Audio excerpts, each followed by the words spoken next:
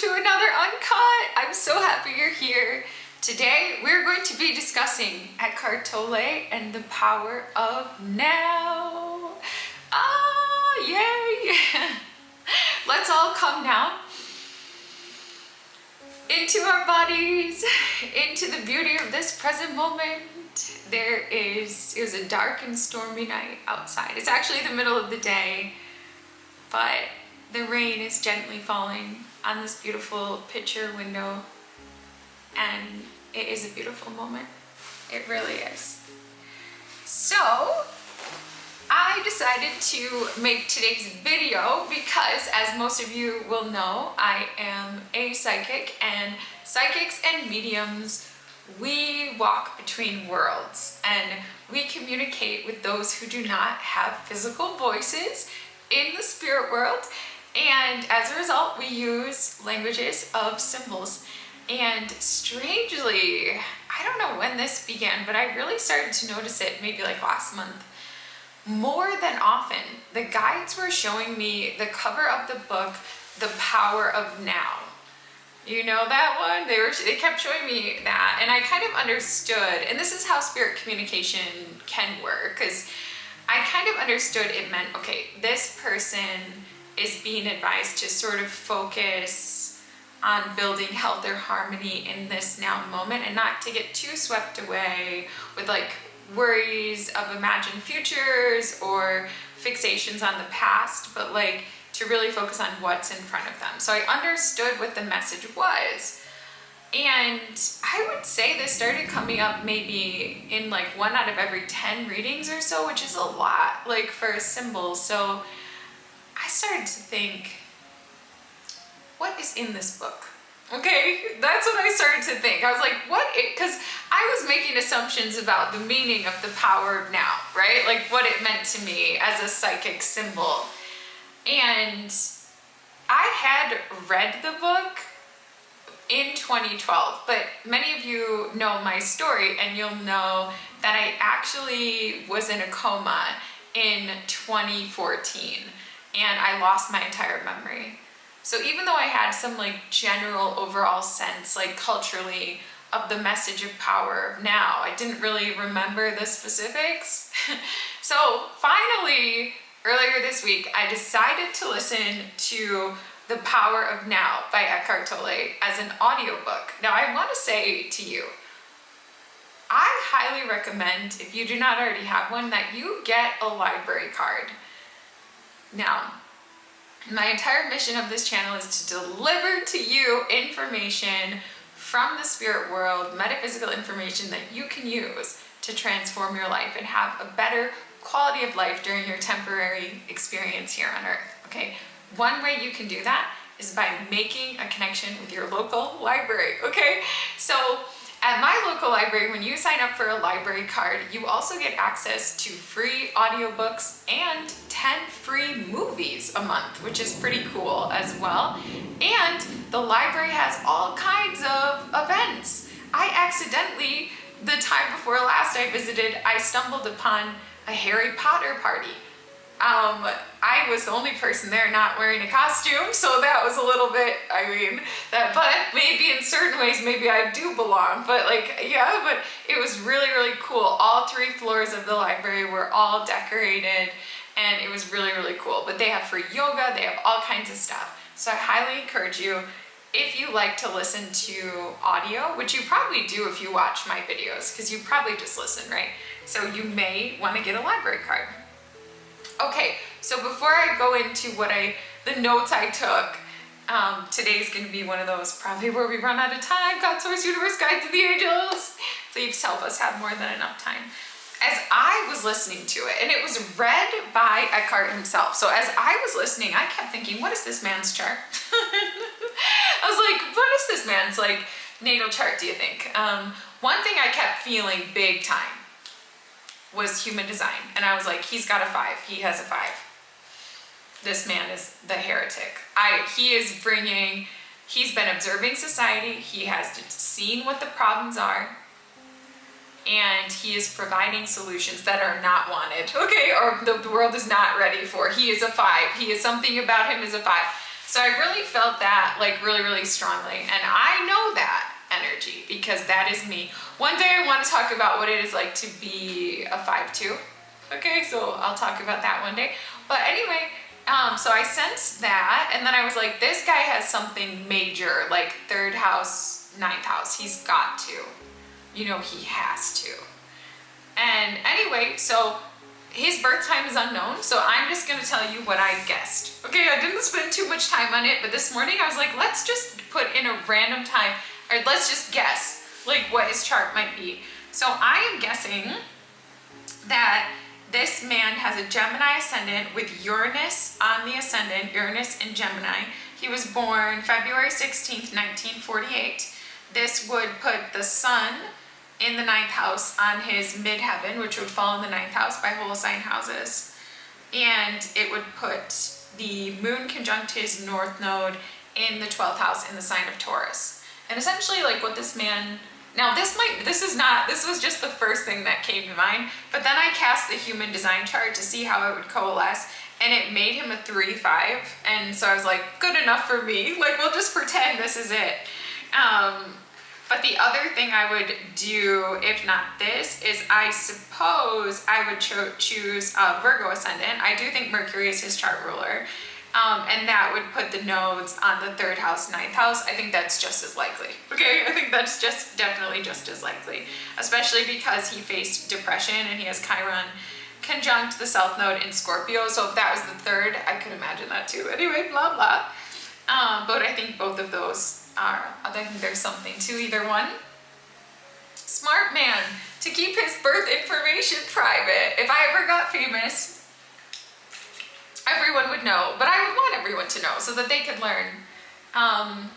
You know, I was voted most likely to be famous multiple times in my life, like out of all my classmates and everything. And now it really seems to be, if that ever were the case, it would be for my medical mystery, which is something. But we'll just wait and see. Okay, we'll just wait and see. So anyway, so this is really a radical book. And I think a lot about where it comes up in readings, and it usually comes up in clients that have strong placements in the 12th house or the 12th house, 6th house axis. I've noticed the 12th house pulls people, it brings them everywhere except now. I mean, I notice people that have south node in the 12th house, they're always like talking about the past. Like, here's why I can't be here now. Here's why I can't do life now. It's because of this thing that happened. Or it's because of this future fear. Like anything but now. So the 12th house I've noticed the 12th house brings a lot of worry and imaginations, and it brings memories and all kinds of things that are not now. Anyway, so the power of now, we're already like 10 minutes in. It was published, I believe he said, in 1999, which is radical. This man is a revolutionary. Why? I mean, I was alive at that time. I was in elementary school, and everyone was afraid the world was going to end. So people thought that there was going to be like a catastrophe when we went from the year 1989 to the year 2000, and like all the computers were going to break, and there was going to the whole world was going to end basically. It was called Y2K. For those of you who are too young maybe to know. And so in the time where everyone was thinking the world is going to end, like in a few weeks, this man puts out this book that's like, be here now, bitches. Like, okay, sorry, like hopefully there's no kids, but he's like, yeah, like, just enjoy today. Like, which is right. Like, that is right, because that is all you have. Like, you do, every day will always be now, right? So it is accurate guidance, but it's radical to say. Like, when people are thinking like they're about to like face, you know, and a lot of people had steeped religious beliefs and they may not be sure where they're going and this kind of stuff, and he's like, enjoy this moment, you know? So it's radical. He's got to have some vibes. He's got to have some vibes, like in the human design. To me, like listening to it now, I was surprised by how much this book is, I mean, in 9th house, like this is very steeped in religion. So there's definitely a mystical like Christianity thread that's running through it, as well as like Taoist and Buddhist principles. So that was interesting to see, and there's probably a lot more.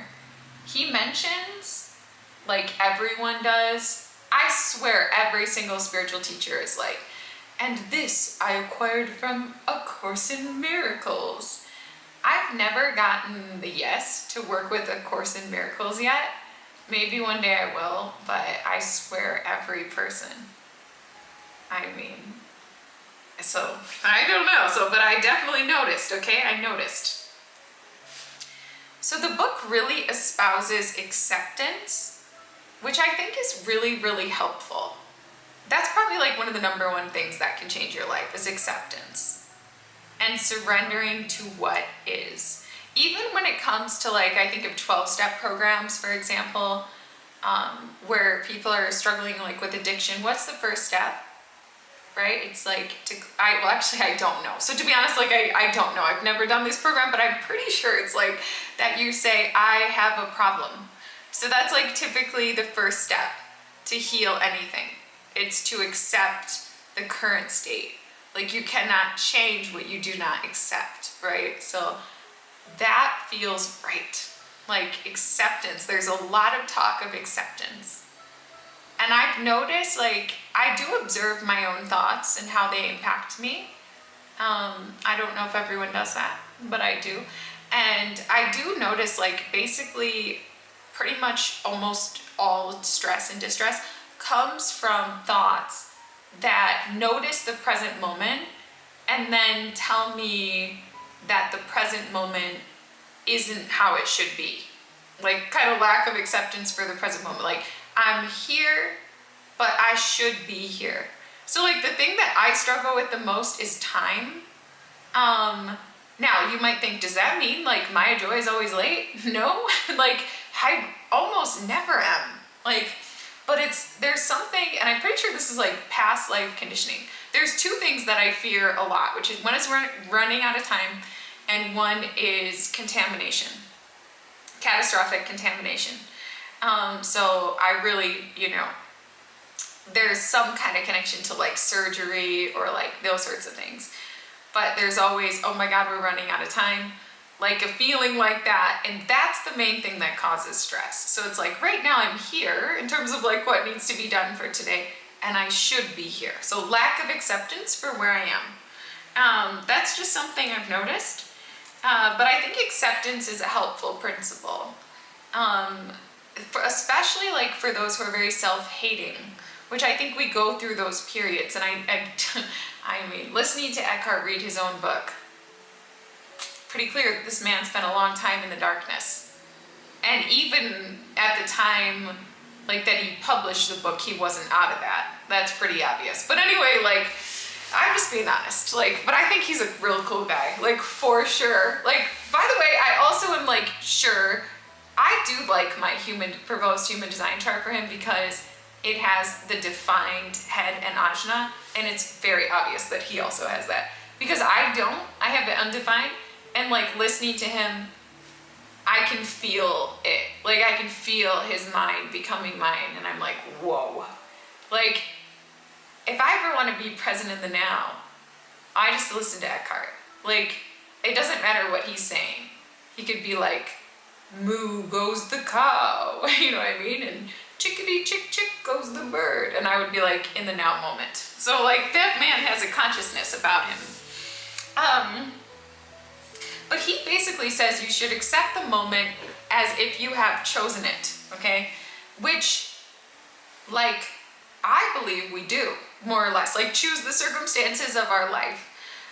So I think acceptance, like for me, like as anybody who has an illness, so like unfortunately I am dealing with a pretty intense illness, and from one day to the next, like I can wake up in a state where I don't want to like talk too much about, but I can, from one day to the next, I can wake up in really good health one day and the very next wonder if I'll survive the day. And that's always happens, like in the span of a week. Like that's like a regular part of my life.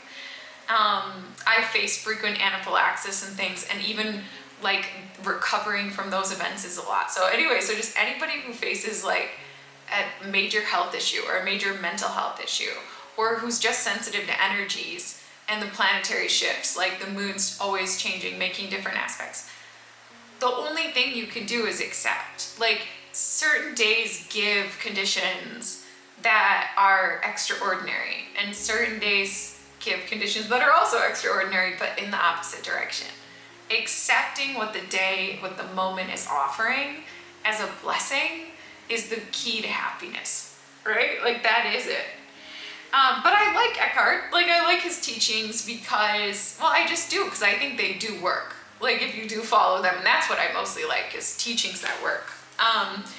But this really coalesces with like human design's teachings, which are all about coming into the body and like listening to the authority of your body, like listening to your sacral authority or your splenic authority, or coming back to the now moment, coming back to what do I have energy for right now, coming back here now, coming back to the body. So it's like, it really, really coalesces with that. And it coalesces with like how intuition actually works, which is that typically we receive intuitive intel when we need it, in the moment we need it, one step at a time. So if we start asking about, steps that are 10 down the road, even if we get accurate guidance, like from the spirit world, it probably won't make sense to us because it's too far away from the now. So it's hard for us to really project into how much more wisdom we're going to have in that moment, who we're going to be, what conditions are going to be like. So even if we hear the correct action step for 10 steps from now, most of the time it's not going to make sense. It's not going to seem plausible, or we're not going to like it because we're not yet in the environment. We're not yet the person that we will need to be to take that step. So always, everything good that happens always happens now. Like, every accurate intuition that comes always comes now for the now moment, right? You get what I mean? Like, it's always like, just like the next step, and that's how human design works too. So I really like that it all kind of comes together. I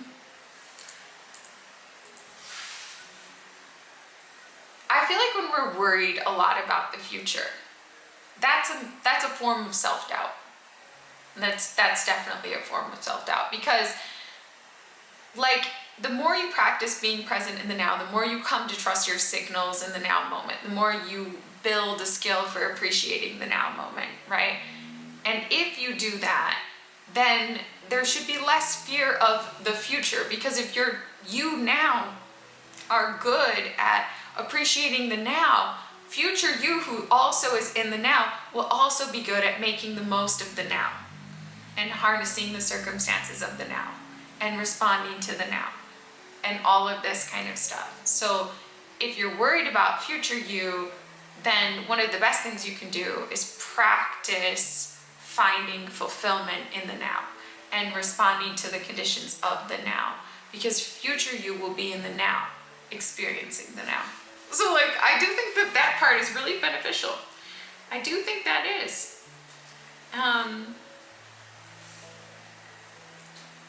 Yeah. So I found a lot of value, like, recently in the past year through minimalism, and for a couple years now in mindfulness. I just fell into that on accident, I guess. But I would say mindfulness is like a really big component of my daily life. And when it isn't, I don't like my daily life very much. But yeah, for the most part, I try to just do each action like to be present for it, you know? And that's awesome. Like, I wouldn't have it any other way, right? Like, if I'm gonna wash a dish, like, I want to see the light glimmering on the soap suds. Do you get what I mean? And smell. I have one soap, like that's the green Palmolive one. That's the only one that I'm able to tolerate. With my allergies, I've slowly become allergic to all the others, but anyway, I will tell you I love it. It's the best one, I feel like. Anyway, so like, I use that, and it's a sensory experience. Do you know what I mean? So anyway, so this book, I feel like it is a different way, to a certain extent, of describing mindfulness, and it matches with minimalism. minimalism has offered me so much. I did not choose minimalism. Like in the sense, you know, some people get a bunch of books and they're like, I'm gonna be a minimalist. That's not how it happened. I actually decided to travel a bit and go live in a different country, and you can only pack like, you know, well, I brought probably more than I should, 2 big suitcases, right? But that's still a lot less than like a whole house worth, you know what I mean? So I kind of fell into it. But this minimalism exists in the now moment. So I guess what I'm trying to say is like, this has been so positive for my life to like, with minimalism, it's all about asking, do I use it now? Do I need it now? And if the answer is no, you don't buy it or you don't keep it. So I mean, that's an overall big picture principle. There's different ways of minimalism. Like there are certain things you might keep if you use them every year, but you don't use them now. But like for me personally, this has been so grounding and anchoring. Like to recognize when I am in a store and I have something in my hand and it's for an imagined future scenario. And most of those scenarios don't ever come. Or if they do come, they're not as I imagined, right? Like, or I am not as I imagined, right? So like, I guess like I think of that a lot in terms of like clothes. Like I'll see something and I've had this imagined future scenario. So I imagine this person in my family and that person in my family, they're gonna get married. And I imagine at that point in my life, I'm gonna be this type of person and I'm gonna wanna wear this type of outfit. I'll buy it now. Like, no. Is that who I am now? Is that happening now? Do I need this now? No, no, no. Minimalism, no. So, because the truth of the matter is like, if I wouldn't be comfortable wearing it now, and like for most of the stuff I'm drawn to like that, I wouldn't. I probably won't also be comfortable wearing it in the future, but either way, it's not needed now. So like, I don't know if this is helpful, but it just like, this is the stuff I was thinking as I was reading it. It's like, yeah, this matches minimalism. This matches slow living, which is another principle that like I discovered early this year, which has been really life enriching. Probably the most helpful like overall like thought pattern or principle from the book, I think for me is like, if everything is okay right now, everything is okay. If everything is okay right now, everything is okay. Like especially news media, social media, it throws at us all these problems that are not really a part of our now moment and don't exist now. They exist maybe some other place in the now, but not in our now. Maybe they exist in some other potential future now, right? But they don't exist now. So it's like, if overall, like everything like right now, like gosh, am I blessed, right? Like I have these little cute little like battery powered lights. They don't even take any electricity. Like this wonderful art that I found on like super sale. Like this computer which someone gave me as a gift, which is amazing. Delicious lemonade, right? Like, what the heck? Like, if I look at this blanket, like, I'm blessed. You get what I'm saying? Like, if you're watching this, like, on a device, your body's working, you have your health. If everything is okay right now, everything is okay. If my life is not at risk right now, everything is basically okay. Now, I have a strange circumstance where very often I do face moments where my life is at risk, and then in a strange way, somehow it's like some other part of you takes over and saves your life. So there are moments where it isn't okay in the now. But for the most part, most of our stress comes from imagining potential future nows or replaying past moments that were once now that are no longer now that are distressing. So it comes from a lot of imagination of distressing things, rather than experiencing the now. So like that's kind of what the book is about.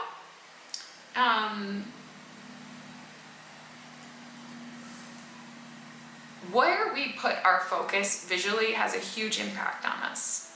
So I think one of the major things we can do is like come back to our now moment.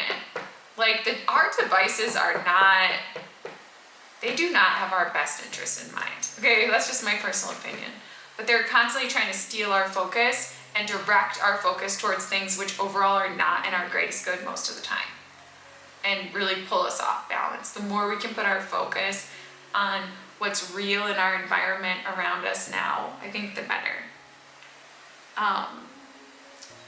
He talks a lot early in the book about being like the awareness that observes our thoughts, but not our thoughts. I think that's very helpful, especially for people like me who have the open head center, because you can just pick up on thoughts that are like floating around. And especially like if a thought just comes like once or twice, like it's probably best not to identify with that as like your thought or like claim it as your own. You get what I mean? Like, but just kind of observe it like, oh, that's weird. I had a thought like that. I wonder where that came from. He talks about unhappiness, and it kind of reminds me of like Jordan Peterson sometimes, where he gets, well, yeah, both of them I think have struggled a lot with depression and other issues, so maybe that's why. I mean, now there you go. If someone wants to sell out like a huge theater for like a talk, put Jordan Peterson next to Eckhart Tolle and have him talk about this kind of stuff. But Eckhart says, I'm so scared the battery's gonna run out. If you're unhappy with something, you have 3 choices. Number 1, you can accept it. Accept that you're unhappy. That's a form of acceptance. Like, I accept that I'm miserable. Like, I accept that I'm not right now. Thank you, God. Like, but like, you know, accept where you are. You can accept it. You can only do something in the now. That's it. You can either accept it now, you can change it now, or you can leave it now. Leave it behind you. Get rid of it, right? So I thought that was probably not what people want to hear, but that's true. Like, if you can't do something about it right now, it should not take your presence and your worry. And trust of self means trusting in your ability to handle the now experience when it is happening now. So he talks about gratitude as, well, prosperity being finding gratitude in the now moment. I think that's true. Like, when we feel grateful in this moment for what's around us, that's true prosperity. Because even if like you can have any amount of material things, but if you don't feel like grateful and you're not appreciating them in the now, like they're just somewhere else out and you're just thinking about more, that's not prosperity, no matter how much you have. So prosperity is gratitude for what is there now. So all of this reminded me of the current research on awe. So there's a bunch of research from like the National Institute of Health and stuff on awe. And basically awe is the experience of coming into the now moment, like in a way where we're observing the beauty of the now. And they have found that awe is like a cure for various mental health afflictions and physical health afflictions. Like, it actually like improves the immune system and things like that. There's clinical research now on awe. Like, we all need awe. So like sometimes we get awe from like a beautiful symphony of music or something, or like a sunset or a sunrise, or like seeing a newborn baby smile for the first time, or like something like that, like awe experiences. So what is awe? Why does awe work? Maybe because it brings us into the power of now. Maybe that's the same reason meditation works. Maybe there's a bunch of like stuff that sometimes work for some people but don't always work. Like different remedies. Maybe it's because in a lot of cases they bring people into the now, but other people who are super cerebral and spinning, have difficulty even in the best of circumstances. Like at like a meditation retreat, coming into the now. So coming into the now means being in touch with the body, being in our body. And I love how human design can help us do that. I mentioned that before, but that's, I think, one of the best things human design teaches us. It's because there isn't one way to do that. It's specific to each person, and human design teaches you the specifics to you. So like basically anything that brings us into our body and into the moment brings us into our true power, which is here and now, and which will always be here and now. Always. So, I don't know, so that was worthwhile. I listened to like the whole Power of Now over like a day and a half. Mostly I just like went walking around and just, while I was going about my errands and stuff, I just listened to it. So I didn't catch every word, but those were some of my reflections. And yeah, Eckhart's an interesting guy. He's a radical revolutionary. He has Uranus on the ascendant rising for sure. Sun in the 9th, like go get him. So he definitely like lived his mission, like for sure, like he still is. But he is a radical revolutionary, especially for what he was saying at the time he was saying it. So I honor him, I bow to him, and now I would like to be the coordinator of the event with Eckhart Tolle and Jordan Peterson together on stage. Like, because I think that that would be, they could talk about their own personal like mental health struggles and their thoughts on society and what's needed. I don't think they would agree on a lot of things, but that's why it would be interesting. They would agree on some things. So anyway, thank you guys for watching. I hope you enjoyed today's Uncut video. More Uncuts coming soon. Many blessings to you and namaste.